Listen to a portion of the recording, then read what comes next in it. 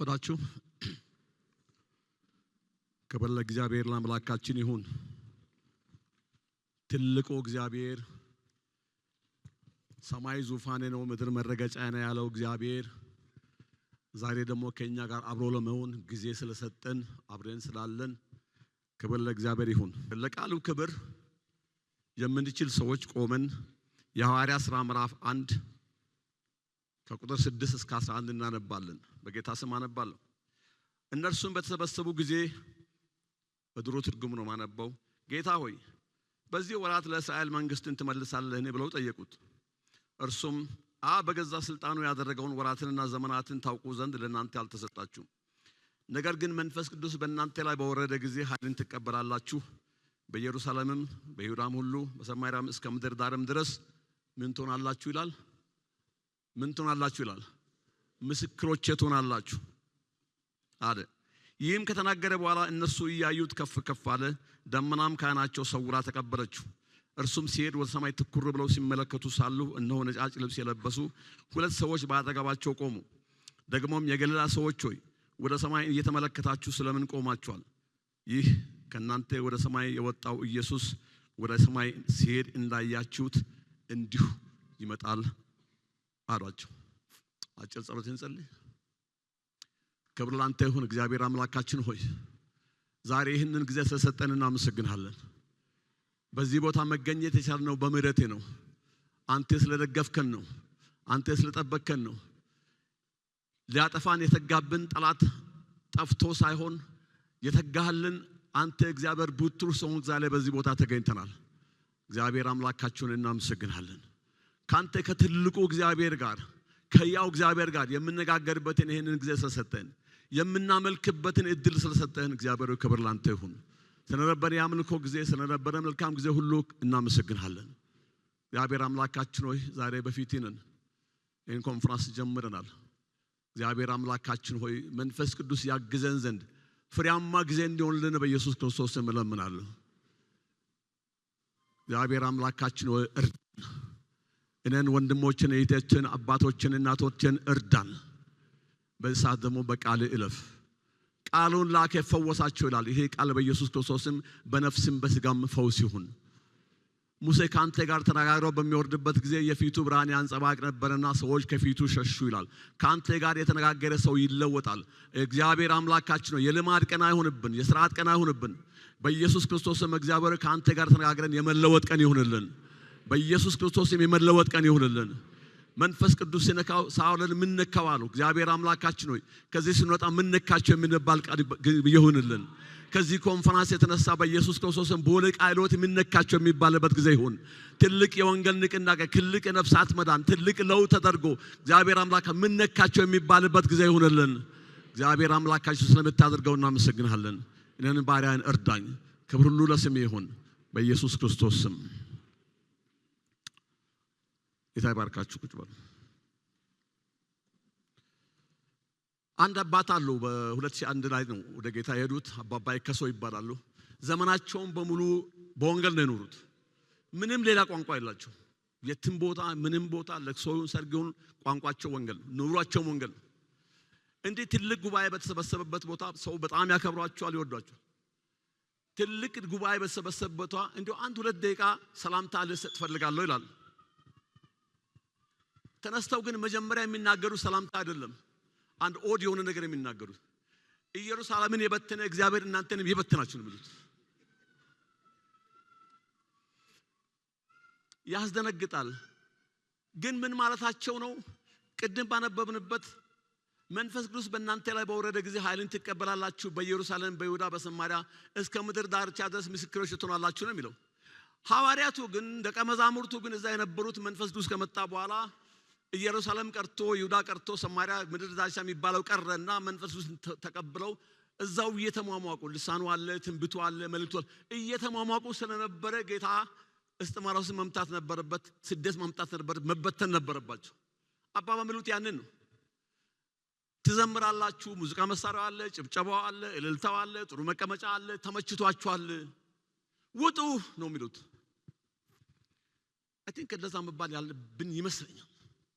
ውጡ መባል የሚገባል ጊዜ እግዚአብሔር ጥሩ አምልኮ እየሰጠን ነው ጥሩ ዝማሬ እየሰጠን ነው ሙዚቃ መሳሪያ አለ ጥሩ ነገሮችን ያያየን ነው ግን ውጡ የምንባልበት ጊዜ መበተን አለብን ቀደም እንደሚባለው ማስታወቂያ ላይ መበተን የሚገባን ጊዜ አለ ይመስለኛል በዚህ ቦታ ላይ ጊዜው ኢየሱስ ክርስቶስ ከሞት ተነስቶ 40 ቀንና 40 ሌሊት ከደቀ መዛሙርቱ ከሐዋርያቱ ጋር ከቆየ በኋላ ልክ ወደ አብ ሊሄድ ሲል ደቀ መዛሙርቱ ጥያቄ አለናል ምንድነው ጥያቄው ሲባል ለእስራኤል መንግስትን መቼ ትመልሳለህ ልክ አሁን አንዳንድ ጊዜ ወይ ገበያ ወይ ትምህርት ቤት ወይ ለስራ ጉዳይ ለመሄድ በር ላይ ሲንደርስ ልጆች ትናንሽ ልጆች ካሉ ይመጡና እንዲግዛልን እንዲያርግልን ብለው እንደሚጠይቁ ልክ መጨረሻ ላይ ማለት ነው እንደ ቁም ነገር አልመለስላቸውም በዛ አይነት ጊዜ በቃ አሁን እመጣለሁ አሁን ቶሎ መጣና በቃ ይዤ እመጣለሁ ምናምን ምራባበላቸዋል እንደ ነገር ይመስለኛል እዚህ ጋር ስንመለከቱ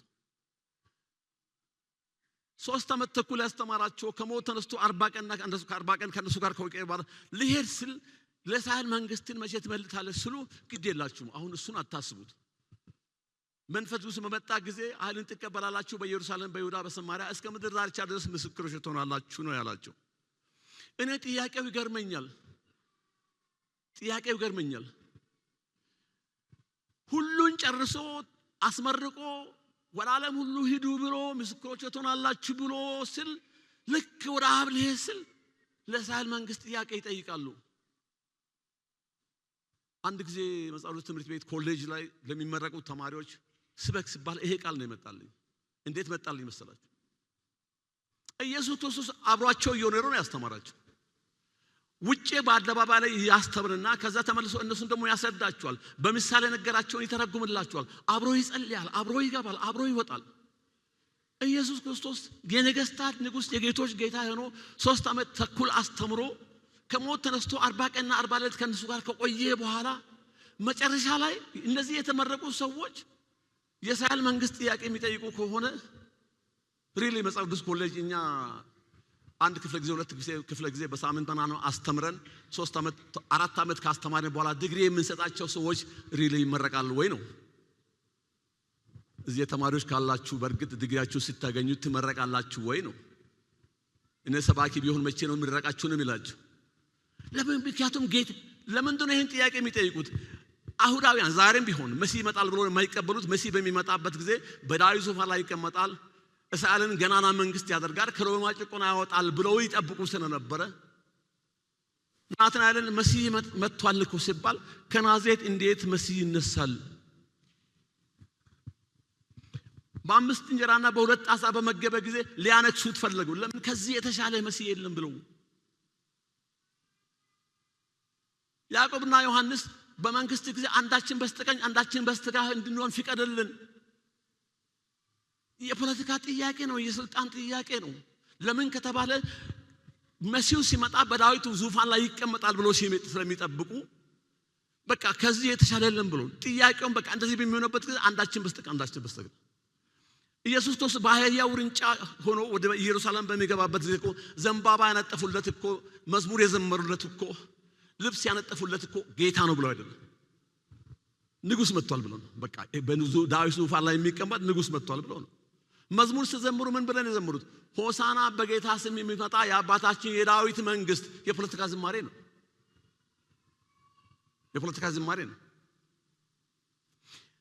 ጌታ ኢየሱስ ክርስቶስ ወደ አብ ሊሄድ ሲልም ይሄ ጥያቄ ስላልተመለሰላቸው ነው ለእስራኤል መንግስትን መቼ ትመልሳለህ ያሉት ጌታ ደግሞ እሱን ተውት ብላም ባባል ከ10 ቀን በኋላ እንተያያለን ነው መንፈስ ቅዱስ ከ10 ቀን በኋላ ይመጣል ይሞላችኋል ከዛ በኋላ በኢየሩሳሌም በይሁዳ ይሄ የእስራኤል መንግስት የሚባል ነገር ምድራዊ መንግስት የሚባል ነገር ፖለቲካዊ ነገር ሁሉ ትረሳላችሁ የመንግስት ነገር ብቻ ስራላችሁ ነው እዚህ ቦታ አንድ ሁለት ነገሮችን እንድናይ እፈልጋለሁ አንደኛው ነገር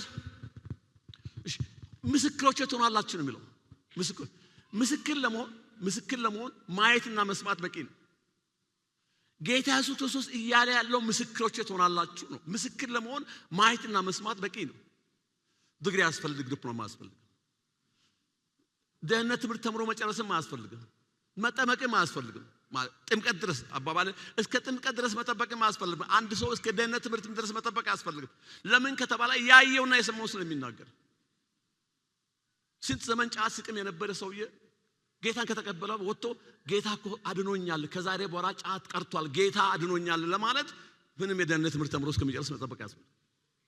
ስንት ዓመት ሲጋራ ሲያጨስ የነበረ ሰው እግዚአብሔር ያንን ካስጣለው በኋላ ጌታ እኮ አስጥሎኛል እናንተም የጌታ ተቀበሉ ለማለት ያየውና የሰማውን መመስከር ስለሆነ ሌላ ምንም ነገር አያስፈልግም። በቃ ማየትና መስማት በቂ ነው።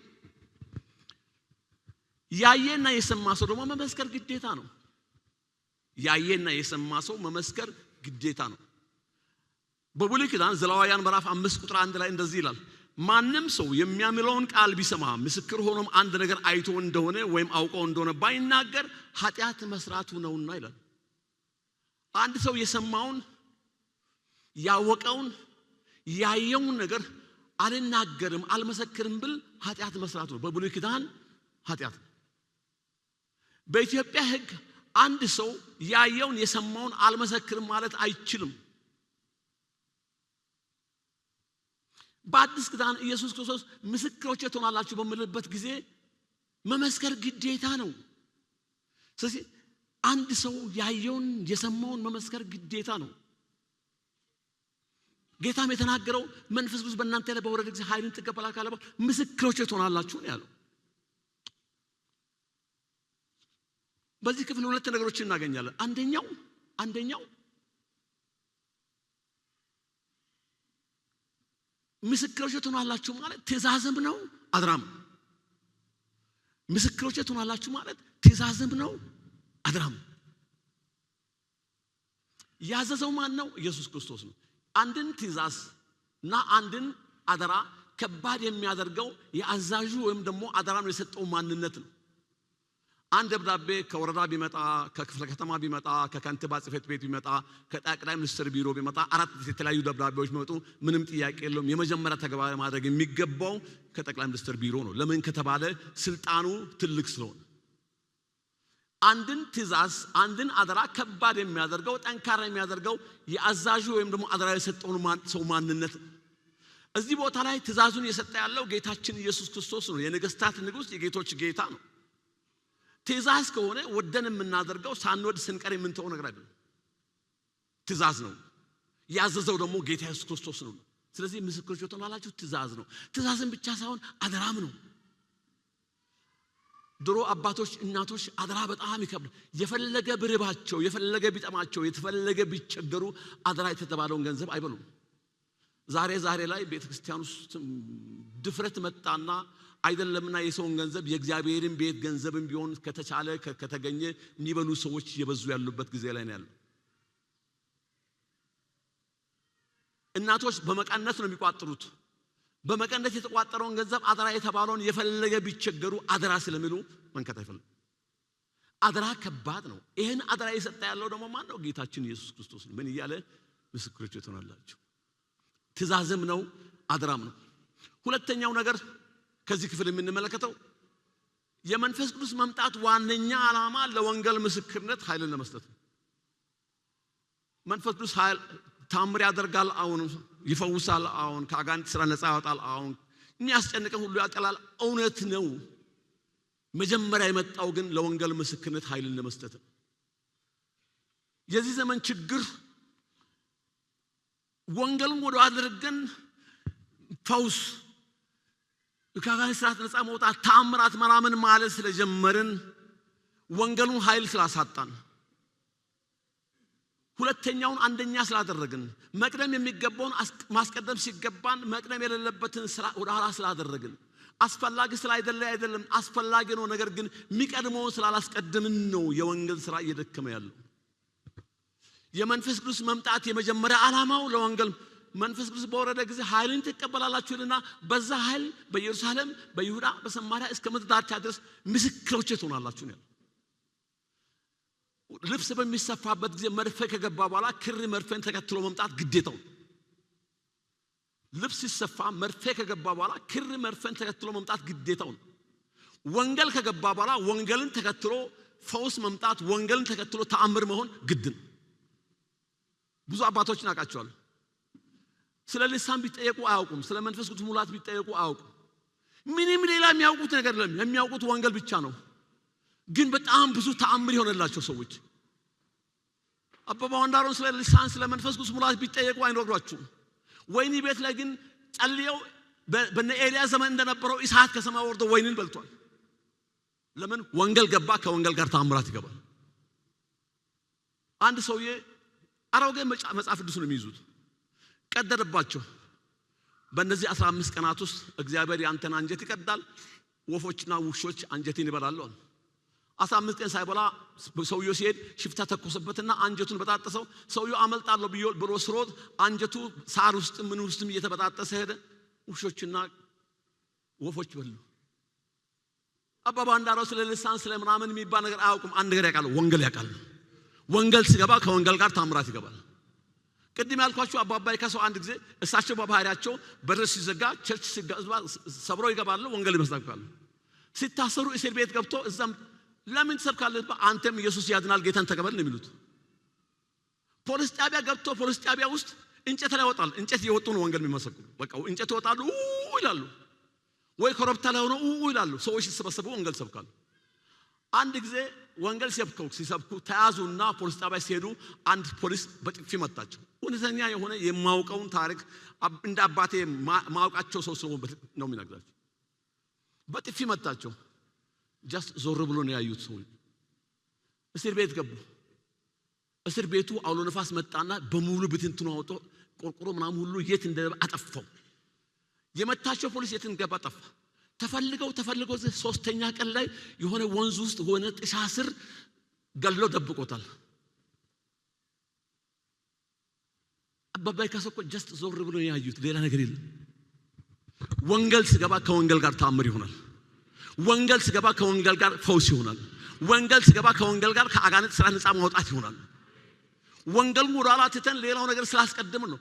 የመንፈስ ቅዱስ መምጣት ዋነኛ ዓላማ ለወንጌል ምስክርነት ኃይል ለመስጠት ነው። ህብረታም በአንድ ሰው ቤት የሚሰራ ልጅ አለች። ዘመኗን ሰው ቤት ነበር የሚሰራው። አሁን ደግሞ የሆነ ካፌ ምናምን ነው የሚሰራው። ሌላ ነገር ምንም የምታውቀው ነገር የለም። ቤተሰቦቿ ጎንደር ናቸው። አንድ ጊዜ ቤተሰቧ ላይ ጠይቅ ሄደችና ለእናቷ ትመሰክርላታለች። ስትመሰክር አስቡ፣ የሰው ቤት ሰራተኛ ሆና የምትኖር ልጅ እግዚአብሔር ማንንም ይጠቀማል። ስትመሰክርላት አጋንንት እንደያዛት ገባትና ጸለየችላት። እናቷ ከአጋንንት ስራ ነፃ ወጣች፣ ጌታን ተቀበለች። ለምን? ወንጌል ገባ፣ ከወንጌል ጋር ታምር ገባ። ወንጌል ሲገባ ከወንጌል ጋር አይገባ። ስለዚህ የመንፈስ ቅዱስ መምጣት ዋነኛ ዓላማ መጀመሪያ ለወንጌል ምስክርነት ኃይል ለመስጠት ነው። ከዛ በኋላ ታምር ነው የሚሆነው። እነዚህ ሁለት ነገሮች በጣም መታሰብ ያለባቸው ነገሮች ናቸው። የወንጌል ምስክርነት ሲታሰብ 3 መንገዶች አሉ። የወንጌል ምስክርነት 3 መንገዶች። እቺ ነገር በርጩማ ነች፣ ያሳደገችን ተቀምጥን ያደግንባት ባህሪ ያላት እቺ መቀመጫ። ባህሪዋ ምንድነው?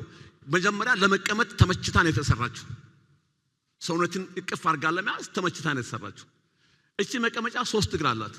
ሁለተኛ ባህሪዋ። ሶስተኛ ባህሪዋ እነዚህ እግሮቿ ወደ ውጭ ነው የሚያዩት እንጂ ወደ ውስጥ አይደለም።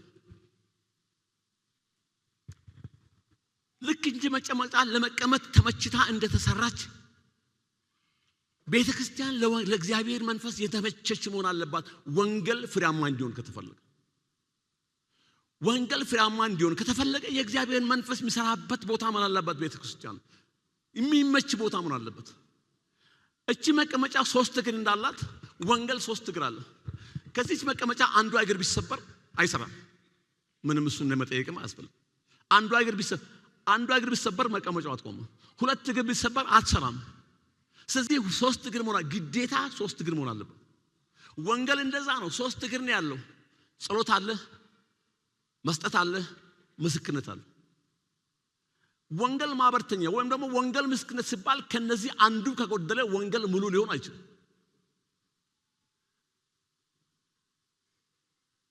ጸሎት አለ፣ ወራላ መልሱ። ጸሎት አለ፣ መስጠት አለ፣ ምስክርነት አለ። ከነዚህ ከ3ቱ አንዱ ከጎደለ ወንጌል ምስክርነት ሙሉ ሊሆን አይችልም። ያለ ጸሎት ወንጌል ስራ አይሰራም። ያለ ገንዘብ የወንጌል ስራ አይሰራም። ያለ ምስክርነት የወንጌል ስራ አይሰራም። እግሮቿ ወደ ውጭ ነው የሚያዩት። ቤተክርስቲያን በምድር ላይ ያለችው ወደ ውጭ እንድታይ ነው፣ ወደ ዓለም እንድታይ ነው። ዓለም የጠፉትን ሰዎች ለማምጣት ነው። ወንጌል እንድትመሰክር ነው በምድር ላይ ያለችው። እኛው በእኛው ተማምቀን እኛው ዘምረን እኛው ተባርከን ከሆነ ቅድም እንዳልኳችሁ ነው ኢየሩሳሌም የበተናቸው የምንባል ሰዎች ነን ማለት ነው። ወደ ውጪ ነው ወንጌል። አንዳንድ ቦታ ወንጌል ማበርተኛ በመስጠት በመመስከር በመጸለይ እናገለግላለን። እያንዳንዱ ሰው ኃላፊነት አለበት። አስቡ፣ አንድ ጥያቄ ልጠይቃችሁ። እቺ መቀመጫ አንድ እግር ቢኖራት አንደኛ አንድ እግርም አያቆማትም መጀመሪያ ደረጃ ላይ። ሁለተኛ እግሯ ወደ ውስጥ የተጣመመ ቢሆን ብዙ ቦታ ጠይቃለሁ። አንድ እግር ቢኖራት እሷም እግር ወደ ውስጥ የተጣመመች ቢኖር እቺ መጫ ምንም ጥያቄ የለውም ትወረወራለች ወይ ትቃጠላለች። ብዙ ቦታ የማየው በተለያየ ቦታ ሄዳለሁ። ብዙ ቦታ የማየው ወንጌል ማበርተኛ የሚባለው አንድ እግር ያለው አንዱም ደግሞ ወደ ውስጥ የተጣመመ ነው። እግሩ ምንድነው? ገንዘብ ስጡ ነው። ጸሎት የለም፣ ምስክርነት የለም። አንድ እግር እውነተኛ ወንጌል ማበርተኛ አይደለም እሱ ብቻ አይደለም። አንድ እግር ደግሞ ወደ ውስጥ የታመመ ማለት ምን ማለት ነው? አንዳንድ ቤተክርስቲያናት አቅም ስለሌላቸው የሆነ ወንበር ጉዳይ ሲባልም ከወንጌል ማበርተኛ ገንዘብ የሆነ ቤተክርስቲያን የሆነ ነገር ጎደለ ከተባለም ከወንጌል ማበርተኛ ወደ ውጪ የተጣመመ እግር ነው ያለው። ወንጌል 3 እግር አለው። 3ቱም እግር ወደ ውጪ ነው። ልክ እንደዚህ መቀመጫ ጸሎት፣ መስጠት፣ ምስክርነት። እነዚህ ነገሮች ቶሎ ብለን በዝርዝር እንመልከታቸው። የመጀመሪያው ጸሎት ቆላስይስ ምዕራፍ 4 ከቁጥር 2 እስከ 4 ስትመለከቱ ሐሳቡን እናንተ ጻፉት። ቆላስይስ ምዕራፍ 4 ከቁጥር 2 እስከ 4 ስትመለከቱ ጳውሎስ የቆላስይስ ሰዎች በጸሎት ትጉ ይላቸዋል። ምን ማለት ነው? ለራሱ ያልጸለየ ሰው ለሌላው ሰው መጸለይ አይችልም። ለራሱ የማይጸልይ ሰው ለቤተ ክርስቲያን ለወንጌል መጸለይ አይችልም። ለኛ ጸልዩ ከማለት በፊት እናንተ ራሳችሁ በጸሎት ትጉ። ሰው ያለውን የሞላለትን ነው መመገብ የምንችለው። እናቶች ጡታቸው ሲሞላ ልጆቻቸውን በደንብ እንደሚያጠቡ ለራሱ በደንብ አድርጎ የሚጸልይ ሰው ለሌላው መጸለይ ይችላል። ስለዚህ ጳውሎስ በጸሎት ትጉ ይላቸዋል። ይቀጥልና የቃሉ ደጅ እንዲከፈትልን ለኛም ጸልዩልን ይላል። የቃሉ ደጅ እንዲከፈትልን ጳውሎስን የመሰለ ትልቅ ሐዋርያ እግዚአብሔር የሚጠቀምበት ትልቁ ሰው ለኛ ጸልዩልን። የቃሉ ደጅ እንዲከፈትልን ጸልዩልን። ለምን ከተባለ የቤተ ክርስቲያን ጸሎት ስለሚያስፈልግ። እሱ ብቻ አይደለም፣ የምንናገረውን በድፍረት እንድንናገር ጸልዩልን። ወገኖች ቲዮሎጂ ተምረን ዲግሪ ማስተርስ ሊኖረን ይችላል። ጥሩ ጎበዝ ወንጌላዊ ልንሆን እንችላለን። የእግዚአብሔር መንፈስ ካረዳ በስተቀር ግን ሊሰራ አይችልም። ቅድም ላልኳችሁ የእግዚአብሔር መንፈስ ካረዳ በስተቀር። ስለዚህ አገልጋዮች ለሚያገለግሉ አገልጋዮች ለወንጌል ለሚመሰክሩ ሰዎች በድፍረት እንዲናገሩ የቃሉ ደጅ እንዲከፈትላቸው ቤተሰቦቻቸው ልጆቹን እንዲጠብቁ መጸለይ የኛ ኃላፊነት ነው። ጸሎት አትሊስት ተንበርክከን ማታ ተንበርክከን ልተኛ በምንጸልይበት ጌታ ሆይ ሚስዮናውያን ወንጌላውያን አስባቸው ማለት፣ ጌታ ሆይ የቃሉን ደጅ ክፈትላቸው ማለት፣ ጌታ ሆይ ድፍረትን ስጣቸው ማለት፣ ቤታቸው ልጆቻቸውን ጠብቅ ማለት የኛ ኃላፊነት ነው። ምን ያህል እውነት እንደሆነ አላውቅም። አንድ ወንጌላዊ አንድ ቦታ ሄደው ወንጌል በሚያገለግልበት ቦታ ማታ ዱርዬዎች መጥተዋል። ልዘርፉ መጡና ሲመጡ ዙሪያው በሙሉ በ26 ወታደሮች ተከበዋል። እንዴ ይሄ ጴንጤ ወታደር ተከቦ ታጅቦ ነው እንደ ብለው ትተው ሄዱ። አንድ ሰው እንኳን አልነበረም። እዛ እሱን ባላከ ቤተክርስቲያን ያሉ 26 የጸሎት ቡድኖች አሉ። አንድ ቡድን ውስጥ የሚጸልዩ 26 ሰዎች አሉ። እነሱ ይጸልዩለታል። እነሱ የሚጸልዩለትን ጸሎት እዚህ ጋር እግዚአብሔር አጅበው ወታደር አድርጎ አስቀመጣቸው። እግዚአብሔር ይሰራል። ወገኖቼ የኛ ጸሎት ለወንጌል አገልግሎት ለወንጌላውያን ለሚስዮናውያን በወንጌል ለሚሰሩ ሰዎች የኛ የምንጸልየው ጸሎት ትልቅ ጉልበት ነው። እንድንጸልይ እግዚአብሔር ኃላፊነቱን ከሶስቱ እግሮቹ አንዱ ጸሎት ነው። የእያንዳንዱ አማኝ ኃላፊነት ነው። የእያንዳንዱ የጸሎት ቡድኖች ብቻ አይደለም፣ የፓስተሮች ወንጌላውያን ብቻ አይደለም፣ የእያንዳንዱ ሰው ኃላፊነት ጸሎት ነው። እንድንጸልይ ለወንጌል እንድንጸልይ እግዚአብሔር ይፈልጋል። ጳውሎስ በጸሎት ትጉ፣ ለኛም ደግሞ የቃሉ ደጅ እንዲከፈትልን ጸልዩ፣ በድፍረትም እንድናገር ጸልዩልን። እግዚአብሔር ጉልበት አቅም ይስጠን። ድካማችንን እግዚአብሔር ያግዘው መጸለይ እንድንችል። አንደኛው ጸሎት ነው። ሁለተኛው መስጠት ነው። እኔ አንዳንድ ጊዜ እውነት ሸክም ስላለን ነው ምን ሰጠው ወይስ በኪሳችን በቦርሳችን ገንዘብ ስላለ ነው የምንሰጠው ነው የሚለው። ያጋጥመኛል አንዳንድ ቦታ ላይ በቃ ስጡ ሲባል ሰዎችም ይሰጣሉ። ምስክርነት የለም፣ ጸሎት የለም። የሚያስተምሩትም ጸልዩ አይደለም የሚሉት፣ መስክሩ አይደለም የሚሉት፣ ገንዘብ ስጡ። ገንዘብ ጥሩ ነው፣ ግን ገንዘብ ብቻውን ወንጌል አይሰራም። እና ጎረቤት እኮ አውልኩ በእድሩ በእቁቡ በመናምኑ አብሮ እኮ ያሉ ሰዎች አሉ። በለቅሶ በሰርጉ እኮ አብሮ ያሉ ሰዎች አሉ። ቡና እኮ ተጣራርቶ አብሮ የሚጠጡ ሰዎች አሉ። ለነሱ ኢየሱስ ጌታ ነው ማለት የማይችሉ ሰዎች ፓኪስታን ለሄደው፣ ህንድ ለሄደው፣ ወይ ወለጋ ለሄደው፣ ወይ ትግሬ ለሄደው ገንዘብ ያዋል። ገንዘብ በኪሳቸው በቦርሳቸው ስላለ ነው እንጂ ሸክም ስላደለን። አንድ ነገር ወቁ። በአጠገባችን ላለው ለመመስከር ሸክሙ ከሌለ ምስክርነቱ ጋር እመጣለሁ። በአጠገባችን ላለው ለመመስከር ሸክሙ ከሌለ የምንሰጠው ገንዘብ እዛ ጋር አይሰራም። እንዴት ነው እዛ ላለው ሸክም ሊሆን የሚችል? ስለዚህ ገንዘብ እንኳን በሚሰጥበት ጊዜ ከጸሎት ጋር ከምስክርነት ጋር ነው። ስለዚህ በመስጠት እንድናገለግል ለወንጌል እንድሰጥ ከአስራት ሌላ ከመባ ሌላ ከስጦታ ሌላ ማለት ነው። እግዚአብሔር እኮ አንድያ ልጁን አሳልፎ ሰጥቶ ነው ስጡን የሚለን። ለኛ ኃጢአት ለኛ በደል በመስቀል ላይ ያውም የርግማኔ ሞት እንዲሞት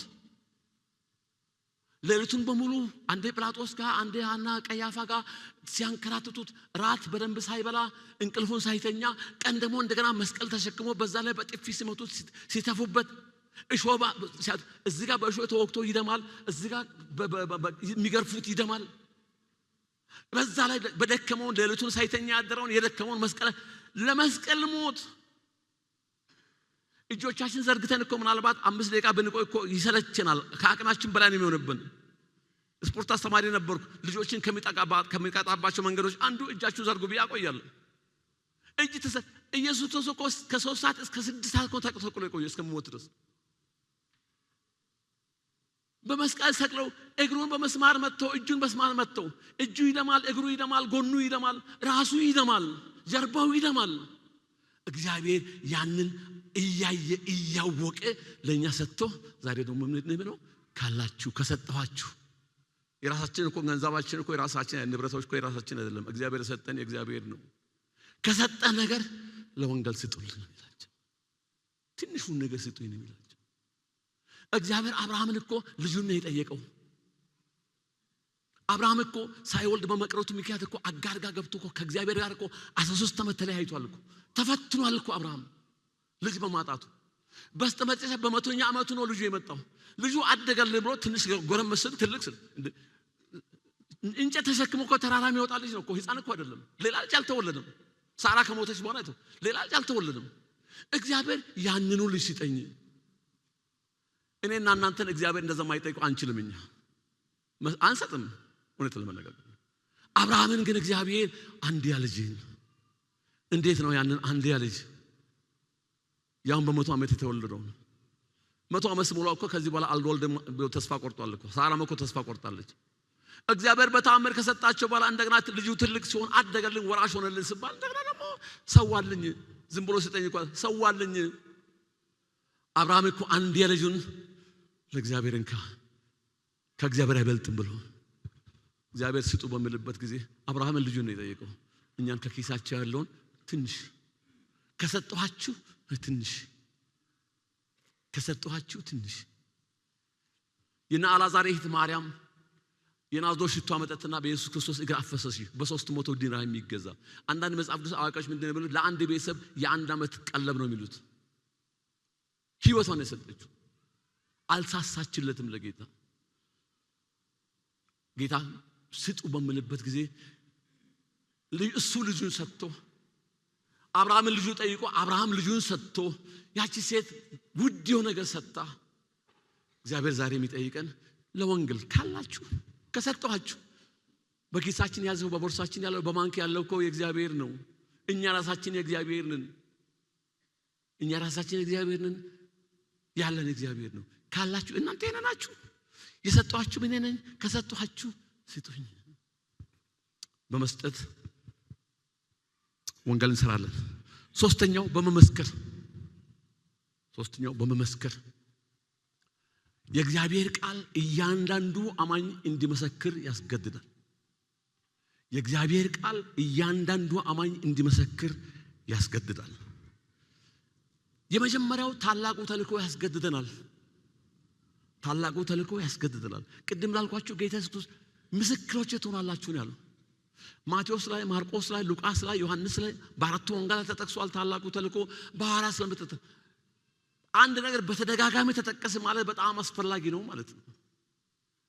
እግዚአብሔር ምስክሮቼ ትሆናላችሁ፣ መመስከር፣ ያየነውና የሰማነው መመስከር። ምስክርነት ከተባለ እያንዳንዳችን በክርስቶስ ኢየሱስ አምነን የዳንን ሰዎች፣ ከዘላለም ሞት ወደ ዘላለም ሕይወት የተሻገርን ሰዎች፣ ከዲያብሎስ ግዛት ወደ መንግስት የእግዚአብሔር መንግስት የተሻገርን ሰዎች የጌታን መልካምነት አይተናል። ክብር ለጌታ ይሁን። የጌታን መልካምነት አይተናል፣ ሰምተናል። ምናልባት አንዳንዶቻችሁ በዓለም ብዙ ቆይታችሁ እግዚአብሔር ከዛ አውቶ ነፃ ወጣችሁ ሰዎች ልትሆኑ ትችላላችሁ። ጌታ የሚለው ምንድነው? ያያችሁትን መስክሩ ነው። አንዳንዶቹ እኮ ራሳቸውን በሚያጠፉበት ነገር ላይ ትልቅ የሚያስጨንቅ ባለበት ነገር ላይ እኮ ማታ ተንበርክከን ለጌታ ሰጥተን ጌታው የነን ነገር ውሰድ ብለን ለጌታ አስረክበን እኮ ሌሎች ራሳቸውን በሚያጠፉበት ነገር ላይ እኛ እኮ ሳናስብ እንቅልፋችን ተነሳ ነው ከጌታ የተነሳ ነው።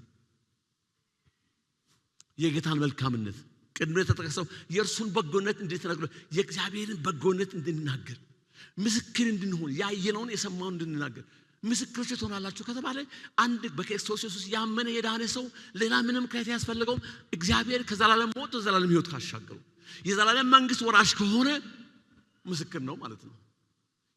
ታላቁ ተልእኮ ያስገድደናል።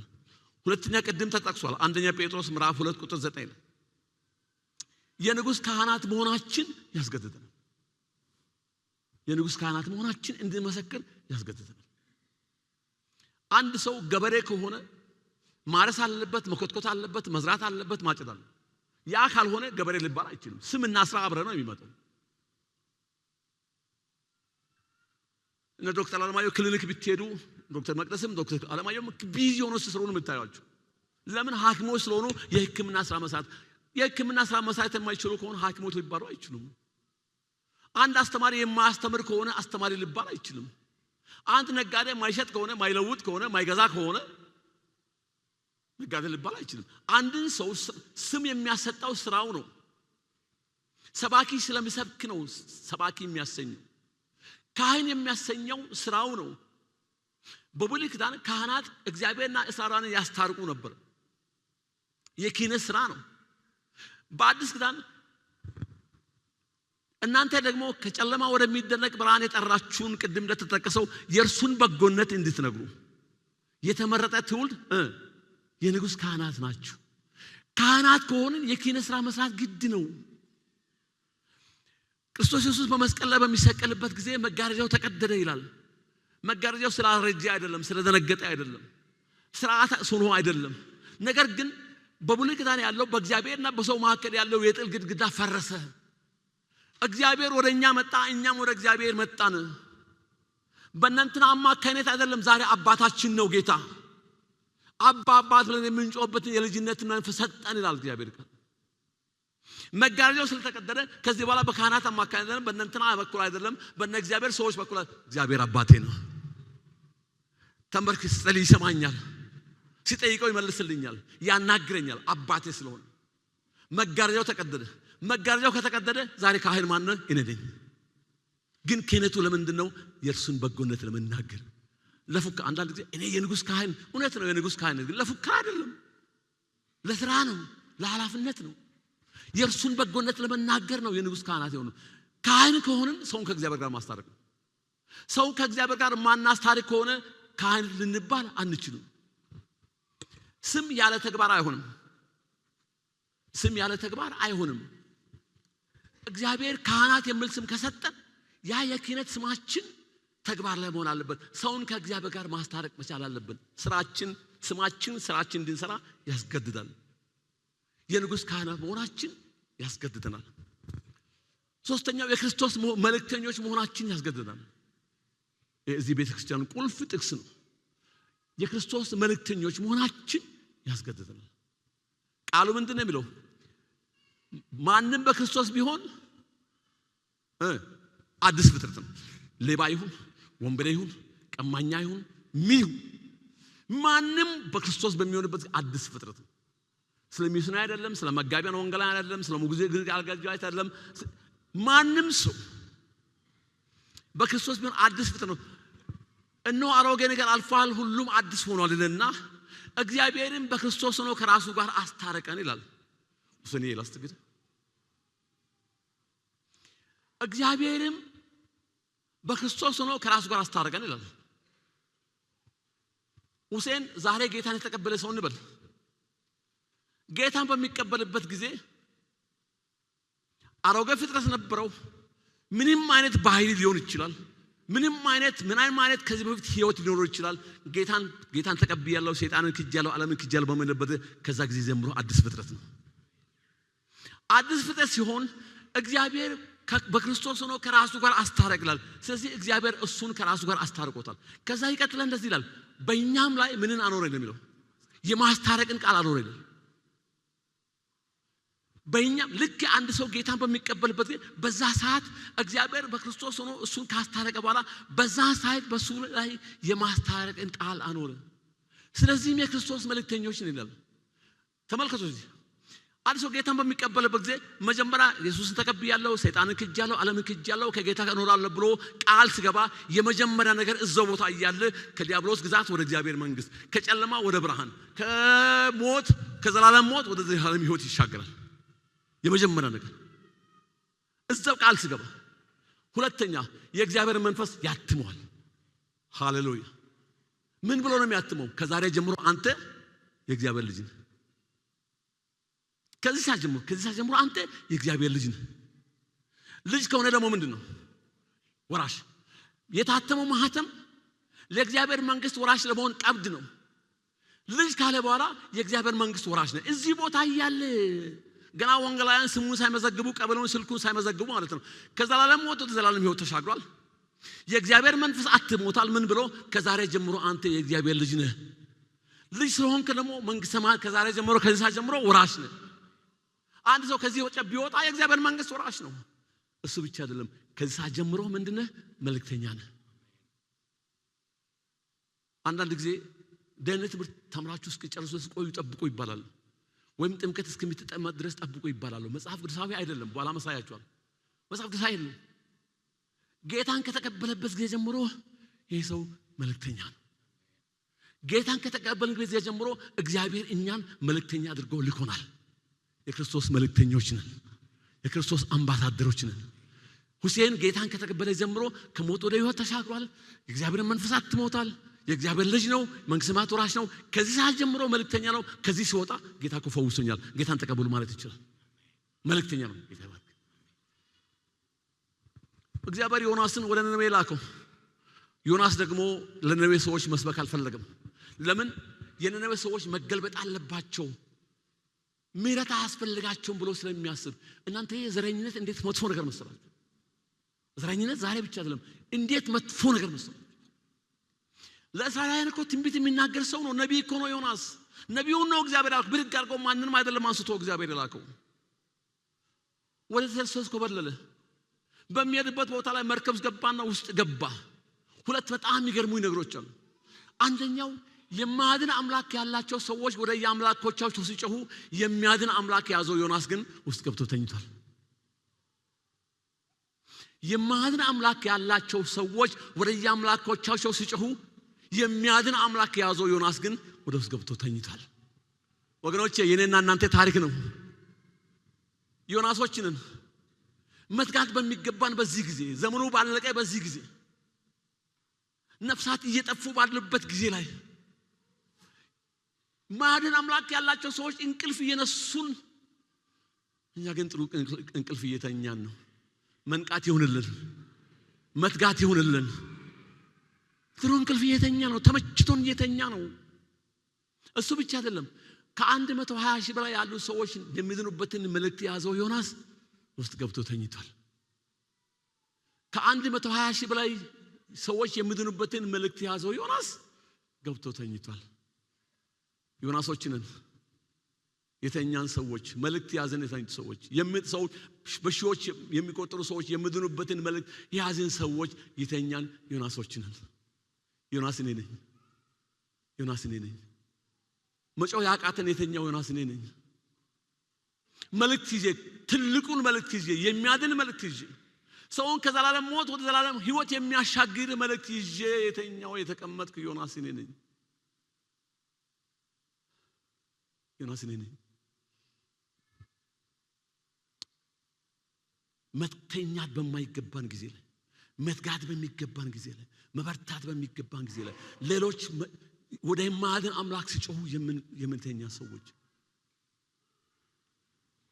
ትልቁ መልእክት ይዘን የተቀመጥን ሰዎች ነን፣ ዮናሶች ነን። እግዚአብሔር ያንቃል። ስለዚህ መልእክተኞች ነን። የክርስቶስ መልእክተኞች መሆናችን ያስገድደናል። እያንዳንዱ ሰው መልእክተኛ ነው። ጌታን ከተቀበለበት ከዛ ሰዓት ጀምሮ ጥምቀት ትምህርት ሳይጨርስም፣ ምናልባት ዛሬ ጥምቀት ሳትጨርሳችሁ የክትትል ትምህርት ምናምን ተምራችሁ ያልጨረሳችሁ ሰዎች ካላችሁ እነግራችኋለሁ። እስከዛ ድረስ ጠብቁ። ከዛሬ ጀምሮ እናንተ መልእክተኞች ናችሁ። አራተኛው ታላቁ ተልእኮ ያስገድደናል ብያቸዋለሁ። የንጉሥ ካህናት መሆናችን ያስገድደናል። ሶስተኛው መልእክተኞች መሆናችን ያስገድደናል። አራተኛው በጌታ ራት ወቅት የምንገባው ቃል ኪዳን ያስገድደናል። በጌታ ራት ወቅት የምንገባው ቃል ኪዳን ያስገድደናል። በጌታ ራት ወቅት ሁሉ ጊዜ በኋላም ይነበብናል። አንደኛ ቆሮንቶስ ምዕራፍ 11 ቁጥር 26 ይነበብናል። ይህን እንጀራ በበላችሁ ጊዜ ሁሉ ይህንም ጽዋ በጠጣችሁ ጊዜ ሁሉ ጌታ እስኪመጣ ድረስ ምን ታደርጋላችሁ? ሞቱን ትናገራላችሁ። አማርኛውን ተመልከቱ። ለምሳሌ አንድ ሰው እዚህ ቸርች በገባችሁ ጊዜ ሁሉ ይሄንን አንብቡ ከተባለ 10 ጊዜ የገባ ሰው ስንት ጊዜ ነው የሚያነበው? 10 ጊዜ። 5 ጊዜ የገባ ሰው 5። ትእዛዙ ምን ስለሚል በገባችሁ ቁጥር፣ ይህን እንጀራ በበላችሁ ቁጥር ማለት እንደ ቃለ ሕይወት ቤተክርስቲያን በየወሩ ማለት ነው። ወገኖቼ የጌታ ራት በምንወስድበት ጊዜ ቢያንስ እስከሚቀጥለው ወር ድረስ ለአንድ ሰው ወንጌል መሰክራለሁ ብለን ቃል እየገባን ነው። ይህን እንጀራ በበላችሁ ጊዜ ሁሉ ይህንም ጽዋ በጠጣችሁ ጊዜ ሁሉ ጌታ እስኪመጣ ድረስ ሞቱን ትናገራላችሁ። ጌታ ራት በወሰድን ቁጥር ሁሉ ቢያንስ ከዚህ ጌታ ራት በኋላ እስከሚቀጥለው ጌታ ራት ድረስ ቢያንስ ለአንድ ሰው መሰክራለሁ እያልን ቃል እየገባን ነው።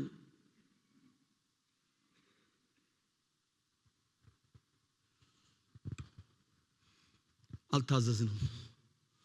ዛሬ እንወስዳለን፣ በሚቀጥለው ወር እንወስዳለን፣ በሚቀጥለው ወር እንወስዳለን፣ በሚቀጥለው እንወስዳለን። አልታዘዝንም። ቃሉ ይለናል። ስርዓት አይደለም፣ ስርዓት አይደለም። የሚጠቀሰው ጥቅስ እንዲያው ከቨሬጅ ለመስጠት አይደለም። ግን ቃሉ ይህን እንጀራ በበላችሁ ጊዜ ሁሉ ይህንም ጽዋ በጠጣችሁ ጊዜ ሁሉ እያንዳንዱ ሰው ጌታ ራት በወሰደ ቁጥር ሁሉ እስከሚቀጥለው ወር ድረስ ለአንድ ሰው ለመመስከር ቃል ይገባል። ወደ 700 የሚሆኑ ሰዎች እዚህ ቸርች ጌታ ራት ሊወስዱ ይችላሉ። እንደተገመተው እንደዛ ነው። አንድ ጥያቄ ልጠይቃችሁ። በወር እኔ ለአንድ ሰው ቢመሰክር በአመት ለስንት ሰው ነው የሚመሰክረው? አቤት መልሱልኛ። በወር ለአንድ ሰው ቢመሰክር በአመት ለስንት ነው የሚመሰክረው? ለ12 ሰው። እኔ በአመት ለአንድ ሰው ቢመሰክር በታማኝነት በወር ለአንድ ሰው በታማኝነት ቢመሰክር ለ12 ሰው ከመሰከርኩ ከ12 ሰዎች መካከል እንዲያው እግዚአብሔር አንድ ሰው አይሰጠኝም? አይሰጠኝም? ተመልከቱ። በወር ለአንድ ሰው በታማኝነት ቢመሰክር ለ12 ሰው በአመት መሰክራለሁ። ከ12 ሰው መካከል እግዚአብሔር አንድ ሰው ይሰጠኛል። እስገምቱ 700 ጌታ ራት የምንካፈል ሰዎች እንዲያው በወር ለአንድ ሰው ቢመሰክር በአመት ምን ያህል ሰው ጌታን ሊቀበል የሚችል? ቅድም ስንት ነው? ወደ ስንት ሰው ነው? 500 ነው ጌታን ሊቀበል የተባለው። ከተሰራ እሱ ትንሽ ቁጥር ነው። 700 ጌታ ራት የሚካፈሉ ሰዎች በአመት 700 ሰው ጌታን ሊቀበል ይችላል በታማኝነት ካገለገለ። ከዛም በላይ ለአንዳንድ ሰው እኮ 5-10ም ጌታ ሊሰጥ ይችላል። በደንብ ካልኩ ከዛ በላይ መሄድ እንችላለን ወገኖች። ከዛ በላይ እግዚአብሔር ታማኝ ነው። እግዚአብሔር ይሰራል። ስለዚህ በጌታ ራት የሚገባው ቃል ኪዳን ያስገድደናል። ከዚህ ወር በኋላ እስከሚቀጥለው ወደ ቢያንስ ጌታ ራት ሲወስድ ለአንድ ሰው መሰክራለሁ ብለን እያልን ቃል ገባን ነው። አምስተኛው ያየነውና የሰማነውን ከመናገር ዝም ማለት አንችልም። ያንን ያሉት ጴጥሮስና ዮሐንስ ናቸው። ታስረው ሲፈቱ ሁለተኛ በዚህ ስም እንዳትናገሩ ሲባል ያየነውና የሰማነውን ከመናገር ዝም ማለት አንችልም። እነሱን እኮ ዝም ያላሰኛቸው የክርስቶስ ወንጌል እኮ እኛም ጋር ደርሷል እኮ። ዛሬ ተረኞች እኛ ነን። ጴጥሮሶች እኛ ነን፣ ዮሐንሶች እኛ ነን፣ ያዕቆቦች እኛ ነን። የሰማነውን ያየነው ነገር ዝም አያሰኝንም፣ ያስገድደናል። እያንዳንዱ አማኝ ወንጌል ለመሰከር ያስገድደናል። ከእግዚአብሔር ቃል ጥቂት ምሳሌዎችን ልጥቀስላችሁና ወደ ማጠቃለሉ እንመጣለን። በብሉይ ኪዳን በብሉይ ኪዳን ሁለት ምሳሌዎች ሁለተኛ ነገሥት ምዕራፍ 5 ላይ አንድ ታሪክ እናገኛለን። ሶርያውያን ከእስራኤላውያን ጋር ተዋግተው ምርኮ ይዘው መጡ። ምርኮ ይዘው ከመጡ ሰዎች መካከል አንዲት ትንሽ ምርኮኛ ብላቴና ነበረች። እኔ ቆይ አሁን ሶርያዊ የመጣችው እንግዲህ ሶርያዊ ቤት ነው፣ ኒማን የሚባል ሰው ቤት ነው። ኒማን የጦር ጀነራል ነው፣ ትልቅ ሰው ነው። ምን አሁን ጀግና ነው ልል ነው ያችን ልጅ ማርኮ አምጥቶ ጎበዝ ነው ልል ነው ምን ሊያደርግለታል ብዬ ሳስብ ምናልባት ግድ የለም የቤት ሰራተኛ የተቸገረ ይመስለኛል፣ ግድ ቤት ይላላክልኛለች ብሎ ያሰበ ይመስለኛል። አመጣ ቤቱ ያለ ሰውየው ለምጻም ነው፣ ወደ የሀገሩ ሁሉ ሄዷል፣ መድኃኒት ፈልጓል፣ ብዙ ገንዘብ አፍስሷል፣ ብዙ ቦታ ሀገር ሄዷል፣ ግን መፍትሄ አልመጣም። ምክንያቱም ለነብስ በሽታ ጌታ ብቻ ነው ፈውሱ። ስለዚህ እሱ እኮ ፊት እኮ አትቀርብም፣ ጌታዬ እኮ ወደ እስራኤል ሀገር ቢሄድ እኮ ይፈውሳል አለች። በሶስተኛው መደብ ነው የጠራችው፣ በግሉ አይደለም። ጌታዬ ወደ እስራኤል ሀገር ቢሄድ አንተ እኮ ብትሄድ አላለችም፣ ምክንያቱም እሱ ጋር አትቀርብማ። ሰውየው ደግሞ ተቸግሮ ስለነበረ አስቡ፣ እቺ ትንሽ ምርኮኛ ብላቴና የተናጋችው ነገር ሰምቶ ቪዛ አስመትቶ ከአገር ለአገር ባንኮክ በሉ ታይላንድ ምናምን በሉ እቺ ልጅ ሰማች። እዛ ሀገር ንጉሱ ጋር ሄዶ ወደ አንተ ጋር ፈውስ እንዳለ ሰምቻለሁ ምስል ይኸው ጦርነት ፈልጎ በሶሪያ ሀገር ምርኮኛ ሆና ያለች ትንሽ ብላቴና ልጅ በእስራኤል ፈውስ እንዳለ የሚታወቀው በእስራኤል ሀገር ንጉስ ሆኖ ህዝቡን የሚመራ ሰውዬ ግን አያውቅም። ሐሳብ ገብቶቻል። በሶሪያ ሀገር ምርኮኛ ሆና ያለች ብላቴና ልጅ በእስራኤል ሀገር እግዚአብሔር እንደሚፈውስ ፈውስ እንዳለ ነብይ እንዳለ የሚታወቀው በእስራኤል ሀገር ላይ ደግሞ ንጉስ ሆኖ የተቀመጠ ሰውዬ አያውቅም። ይኸው ጦርነት ለማምጣት ፈልጎ አይ እዚህ እኮ ነብይ አለ። ሰውዬው ወደ ተፈውሶ መጣ። ለአንድ ትልቅ ጀነራል ለአንድ ትልቅ ባለስልጣን የምስራች ያመጣችው ትንሽ ምርኮኛ ብላቴና ነች። እግዚአብሔር ማንንም ይጠቀማል። እግዚአብሔር ማንንም ቤቱን ለመስራት ነፍሳትን ለማምጣት እግዚአብሔር ማንንም ይጠቀማል። እዛው ምዕራፍ 5 ለማን ምዕራፍ 7 ላይ ሁለተኛ ነገሥት ምዕራፍ 7 ላይ ሌላ ታሪክ እናገኛለን። አሁንም ሶርያውያን ከእስራኤላውያን ጋር ተዋግተው ሶርያውያን መጥቶ ድንኳን ተኩነው ከበው ተቀምጧል። እስራኤላውያን ደግሞ መውጣት መግባት አይችሉም። ስለዚህም እዛ ባሉበት አራት ለምጻሞች ደግሞ ከእስራኤላውያን ጋር ከለምጻቸው ከበሽታቸው የተነሳ ከእስራኤላውያን ጋር መሆን ስለማይችሉ ለብቻቸው ነው ተቀምጧል። ርቧቸዋል፣ የሚሄዱበት የላቸውም። እንዴ እዚህ ሀገር ብንሆን እኮ እዚህ ቦታ ብንሆን እንሞታለን፣ ምን ይሻላል? ወደ ጠላት መንደር ብንሄድ ወይ ያድኑናል ወይ ይገሉናል። 50% ነው። ስለዚህ ለምን አንሄድም ተባባሉ። እዛ ሲሄዱ እግዚአብሔር የሰረገላና የፈረሰኛ ኮቴ አምጥቶባቸው ስለነበረ ድንኳኖቻቸው ሁሉ ባዶ ገቡ። እነዚህ አራቱ ለምጻሞች አንዱን ድንኳን ገቡ፣ በሉ፣ ጠጡ፣ ልብስ ወሰዱ፣ ያለው ነገር ሁሉ ወሰዱ። ሌላኛው ድንኳን ገቡ፣ ሌላኛው ድንኳን ገቡ። ከዛ በኋላ እንዲህ አሉ። ክፍሉን ከበሉ ከጠጡ ያለው ሁሉ ከወሰዱ በኋላ እንዲህ አሉ። ሁለተኛ ነገሥት ምዕራፍ 7 ላይ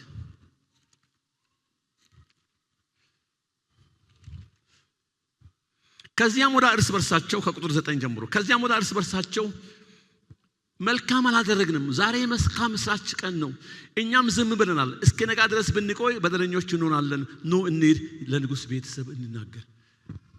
መልካም አላደረግንም፣ የምስራች ይዘን ቁጭ ብለናል። ዮናሶች ነን ማለታቸው። የምስራች ይዘን ቁጭ ብለናል፣ ለንጉሥ ቤት እንናገር። ለንጉሥ ቤት ተነገረ፣ ስኬት እንደተባለ ሆነ።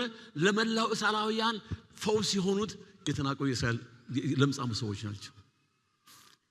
እግዚአብሔር የምስራቸውን ለመናገር ማንንም ይጠቀማል። እስቲ እጆቻችንን አንሳና ከኔ ጋር እንደዚህ ይበል፣ እግዚአብሔር ይሰራልናል፣ እኔ ምክንያት ሆናለሁ። እግዚአብሔር ይሰራል፣ እኔ ምክንያት ሆናለሁ። እግዚአብሔር ምክንያት እንድንሆን የሚፈልገው ያቺ ብላቴና ምክንያት ነበረች። ይሄ እነዚህ ለምጻሞች ምክንያት ነበሩ። ከአዲስ ኪዳን ደግሞ ልጥቀስላችሁ። ማርቆስ ወንጌል ምዕራፍ 5 ከቁጥር 1 እስከ 20 ድረስ ስትመለከቱ ሰውየው አጋንንት ይዞታል። በእግር ብረት ቢታሰር ይሰብራል፣ በሰንሰለት ቢታሰር ይበጥሳል። በመቃብር ስፍራ ነው የሚኖረው። ይጮሃል፣ ራሱን ይባጭዋል፣ እብድ ነው። ጌታ አገኘውና ማን ሌጊዮንን ብዙዎች ነበር አለ። ውጡ አላቸው። ወደ እሪያዎቹ እንዲሄድ ፍቀዱልን። 2000 እሪያዎች ጋር ገባና አጋንንቱ ገባና ተጣደፉ ነው ሞት። ለምንድን ነው እሪያዎቹ ውስጥ እንዲገቡ ጌታ የፈቀደው ከተባለ ከ2000 እሪያዎች ይልቅ የአንድ ሰው ነፍስ ይበልጣል። ያንን ጌታ ማሳየት ነበረበት። ከዛ በኋላ ሰውየው ተፈወሰና ጌታ ሲሄድ ካንተ ጋር ሄዳለሁ አለ። ክፍሉን አንብቡት። ካንተ ጋር አይ አትሄድም፣ ሂድና ጌታ እንዴት ያለ መልካም ነገር እንዳደረገልህ ለወገኖች ተናገር። ራሱን ይባጭ ነበር ሰውዬ፣ መቃብር ስፍራ ነበር ሰውዬ፣ የሚጮህ ሰውዬ፣ በግብረት ቢታሰር የሚሰብር ሰውዬ፣ በሰንሰለት ቢታሰር የሚበጥስ ሰውዬ፣ ማንንም ያለ ሰውዬ 10 ከተማ በሚባል ቦታ ላይ እኔ እኮ ጌታ አድኖኛል። ምስክርነት እንደዛ ነው። ሰዎች ሁሉ ገረማቸው። አሁን የተፈወሰ ሰውዬ አሁን ደግሞ መስበክ ጀመረ። እግዚአብሔር ይሰራል። ገረማቸው። ቅድም ብያቸዋለሁ፣ አንድ ሰው ጌታን ከተቀበለ እስከሚጠመቅ ድረስ ደህንነት ትምህርት እስከሚጨርስ ድረስ መጠበቅ የለበትም። ምክንያቱም ምስክርነት ነው። እንዴት ነው አሁን ተፈውሶ አሁን አጋንንት የነበረበት ሰውዬ፣ አሁን የሚሸሹት ሰውዬ፣ እብድ የነበረ ሰውዬ፣ መቃብር ስፍራ የነበረ ሰው አሁን ደግሞ እንዴት ነው ሰባኪ የሚሆነው? እግዚአብሔር ይችላል። አሁን መስበክ ጀመረ። እግዚአብሔር ማንንም ይጠቀማል። ዮሐንስ ወንጌል ምዕራፍ 4 ላይ ሰማርያዊ ሴት ቀን ጠራራ ፀሐይ ነው ወንዝ የምትመጣው። ጧት መምጣት አትችልም፣ ማታ መምጣት አትችልም። ለምን? ከባህሪያው የተነሳ ሰዎች ስለሚሸሿት ከሰው ጋር መምጣት አትችልም። ጠራራ ፀሐይ ጌታ መጣና ውሃ ጠጪኝ። እንዴት ነው እኔን አንተ አይሁዳዊ ሆነ እኔ ሰማርያዊ ሰውዬ ትጠይቀኛል? ቢታውቂ ኖሮ አንቺ ትጠይቀ ነበር፣ የህይወት ውሃ ይሰጥሽ ነበር። እንዴው ወደዚህ ስፍራ እንዳልተመጣ ይሄን ውሃ አሁን ስጠኝ። የዚያው ችግር ውሃ ወደ ወንዝ መምጣቱ አይደለም፣ ውሃ መሸከሙ አይደለም፣ ሰዓቱ ነው። ጧት ከሰው ጋር መምጣት አትችልም፣ ማታ ከሰው ጋር መምጣት አትችልም። ጠንቀ ደግሞ ጠራራ ፀሐይ ነው። ስለዚህ እንዴው በዚህ ሰዓት መምጣት መከራ ሆነብኛል። ባልሽን ጠርተሽ ነው ያላት። ታሪኩን ታውቃላችሁ። ተነጋገሩ። ጌታ ህይወቷን ነገሮቿን በሙሉ ነገራት። እንስራዋን ጣለች። ጧት ከሰው ጋር መምጣት ያቻለች ሄደና ሰማርያ ከተማ ላይ መመስከር። ብዙ ሰዎች በሱ አመኑ። እንደገና እንበል እግዚአብሔር ይሰራል እንበል። እግዚአብሔር ይሰራል። እግዚአብሔር ይሰራል። እኔ ምክንያት ሆናለሁ። እግዚአብሔር ይሰራል። እኔ ምክንያት ሆናለሁ። እግዚአብሔር ምክንያት አድርጎ ነው ያስነሳቸው። የቃላዊ ቤተክርስቲያን ኢጣሊያ ወረራ በመጣ ጊዜ ከመምጣቱ በፊት 10 ዓመት ሚስዮናውያኑ 10 ዓመት በጣም ዋጋ ከፍሎ በመከራ ውስጥ አልፎ 150 ሰዎችን ያጠመቁት። በ10 ዓመት ጊዜ ውስጥ 150 ሰዎችን ያጠመቁት። በኢጣሊያ ወረራ ምክንያት ወደ ሀገራቸው መሄድ ነበረባቸው፣ ኢቫኩዌት ማድረግ ነበረባቸው። ከ5 ዓመት በኋላ ሲመለሱ አስቡ፣ በ10 ዓመት 150 ሰዎችን ያጠመቁት። ከ5 ዓመት በኋላ ሲመለሱ እንዲሁ እነዚህ ሰዎች አሉ፣ መሪ የላቸውም፣ አስተማሪ የላቸውም፣ ወንጌላ የላቸውም፣ ማቴሪያል የላቸውም። እነዚህ ሰዎች አሉ የሉም ብሎ በሚመጡበት ጊዜ እንዴት ናችሁ ሲባል የተጠመቁ ሰዎች ቁጥር 10,000 ደርሷል። በስንት ዓመት? በ5 ዓመት።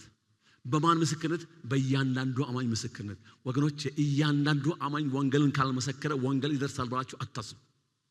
በእያንዳንዱ ምስክርነት ወንጌል ደርሶ ከ10,000 በላይ ሰዎች ተጠምቀዋል። የመጨረሻ አንድ ታሪክ ልንገራችሁና ልጨርስ። አንድ ጊዮርጊስ የሚባል ወንጌላዊ ጨንቻ የሚባል ቦታ ያገለግል ነበር። ሚስተር ሮማን የሚባል ፈረንጅ ቡርጂ የሚባል ቦታ ላይ ጥምቀት ስላለ ይዞት ይሄዳል። ጥምቀት ካጠመቀ በኋላ እውነተኛ ታሪክ ነው። ዶክተር ፒተር ኮትሮል ባለፈው ዓመት ወደ ጌታ ሄዱ ሰው የጻፈው መጽሐፍ ላይ ተጻፈ። እዛ ጥምቀት ካጠመቁ በኋላ ይሄን ወንጌላዊ ከኔ ጋር ደቀ መዝሙር አድርገ ይቆይልኝ ይለዋል። እኔ ደግሞ ቅንነታቸው በጣም ይገርመኛል። እሺ ግን ቤተክርስቲያን ማስፈቀድ አለብኝ። ከቡርጂ እኮ ጨንቻ ለመምጣት ወደ 2 ቀን ያክል በእግር ጉዞ ነው። ፈረንጁ እኮ በሬዲዮ መልእክት አስተላልፈው ጊዮርጊስ ከኔ ጋር ነው አታስቡ፣ ከኔ ጋር ያገለግላል ቢባል እኮ የሚያልቅ ነገር ነው። ግን ቅንነታቸው እሺ ብሎ ለማስፈቀድ ሲመጣ መንገድ ላይ ረጅም መንገድ ስለሆነ መናና የሚባል ቦታ ላይ ይመሽበትና እዛ ይገባል። ገብቶ በሚያዝበት ቦታ ላይ ሰዎቹ ጌታን ያውቁ ነበርና መሰከረላቸው። ምስክርነቱ እኮ ረጅም አይደለም። በክርስቶስ ኢየሱስ ካመናችሁ የዘላለም ሕይወት አላችሁ፣ በክርስቶስ ካላመናችሁ የዘላለም ጥፋት አለ፣ የዘላለም ፍርድ አለ፣ የሰዓት ፍርድ አለ።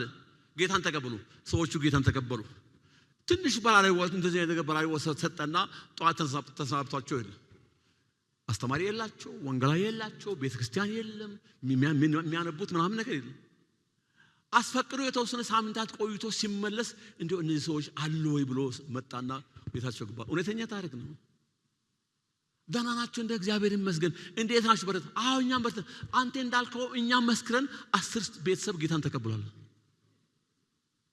እውነተኛ ታሪክ ነው። ምንም እኮ የሌላቸው ሰዎች ልክ እሱ እንዳለው እነሱም ኢየሱስ ክርስቶስን እመኑ ካመናችሁ የዘላለም ሕይወት አለ ካላመናችሁ የእሳት ፍርድ አለ በቃ ምልክቱ እነሱም እንዳለው አመኑ በእነሱ መካከል ደግሞ አንድ ታደሰ የሚባል ሰው ነበር ክንታሮት በሽታ ይዞት እየደማ ነበር ሐኪም ቤት የለ ክሊኒክ የለ ገንዘብ የለው ሁሉ ጊዜ ህቦ የሚኖር ቅድም ብለናል ወንጌል ሲገባ ከወንጌል ጋር ፈውስ ይገባል እሱም ጌታ ኢየሱስ ተቀብያለሁ ሲቀበል ክንታሮቱም ተፈወሰ ደሙም ቆመ ወንጌል ይገባል ከወንጌል ጋር ፈውስ ይመጣል ወገኖች እግዚአብሔር ምክንያት እንድንወልድ ይፈልጋል ምክንያት እንድንወልድ አንድ ጊዜ እንበል እንደገና እግዚአብሔር ይሰራል በሉት እግዚአብሔር ይሰራል እኔ ምክንያት ሆናለሁ እግዚአብሔር ይሰራል እኔ ምክንያት ሆናለሁ እግዚአብሔር ይሰራል እኔ ምክንያት ሆንኩ እግዚአብሔር ይሰራል ምንድነው እየጠያቀ ያለው ቢያንስ ስንበረከክ ወንጌልን እግዚአብሔር አስብ ትንሽ ወንጌልን አስብ ካለን ከ10 ብር ጀምሮ በወር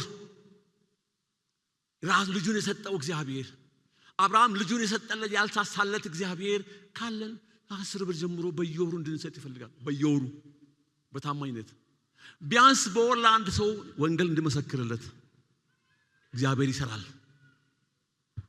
ወንጌል 3 እግር አለው አንዱ እግር ከተቆረጠ አይሰራም ሶስቱም እግር የኛ ኃላፊነት ነው መጸለይ መስጠት መመስከር እግዚአብሔር ይርዳን